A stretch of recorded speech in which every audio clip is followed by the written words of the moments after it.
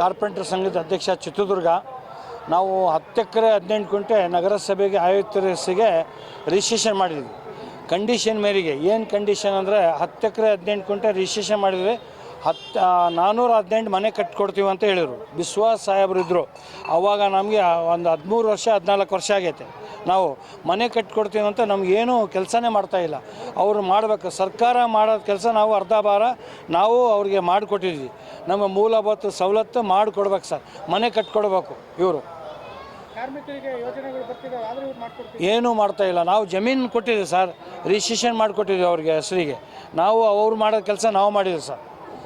ಮಾಡ್ತಾಯಿಲ್ಲ. ಮಾಡಿದರೆ ಭಾಳ ಚೆನ್ನಾಗಿರ್ತದೆ ಅಂತ ನಾವು ನಂಬಿಸಿ ಸರ್. ನಾವು ಜನಗಳ ಹತ್ರ ಖರೀದಿ ಮಾಡಿ ಕೊಟ್ಟಿದ್ದೀವಿ ಸರ್ ನಾವೇ. ಕಾರ್ಮಿಕರೆಲ್ಲ ಪೂರ್ತಿ ಖರೀದಿ ಮಾಡಿ ಅಂತ ಸ್ವಲ್ಪ ದುಡ್ಡು ಹಾಕಿ ಖರೀದಿ ಮಾಡಿ 10 ಎಕರೆ 18 ಗುಂಟೆ ರಿಜಿಸ್ಟ್ರೇಷನ್ ಮಾಡಿದ್ವಿ.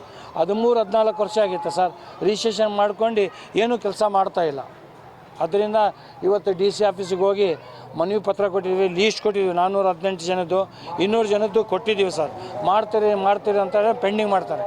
ಅದರಿಂದ ಮಾಧ್ಯಮದ ಹೇಳ್ತಿರೋದು ಆದಷ್ಟು ಜಲ್ದಿ ಮಾಡಿಸಿದ್ರೆ ಬಡವ್ರು ಬದುಕೊಂತಾರೆ ಸರ್. ನಾವು ಅರ್ಧ ಭಾರ ನಾವು ತಪ್ಪಿಸಿದ್ವಿ ಅವ್ರಿಗೆ. ಏನಂದರೆ ನಾವು ಜಮೀನು ಕೊಟ್ಟಿದ್ವಿ, ಅವ್ರು ಜಮೀನು ಕೊಡಬೇಕಿತ್ತು, ನಾವೇ ಕೊಟ್ಟಿದ್ವಿ ಸರ್. ಇವಾಗ ಮನೆ ಕಟ್ಕೊಡ್ಬೇಕು ಸರ್. ಮನೆ ಕಟ್ಕೊಡ್ರೆ ಎಲ್ಲ ಲೀಸ್ಟ್ ಕೊಟ್ಟಿದ್ವಿ, ದಾಖಲೆ ಎಲ್ಲ ಕೊಟ್ಟಿದ್ದೀನಿ. 2 ಸತಿ ಕೊಟ್ಟಿದ್ವಿ. 1 ಸತಿ ಕಳೆದಿದ್ದಾರೆ, ಇನ್ನೊಂದು ಸತಿ ಕೊಟ್ಟಿದ್ವಿ.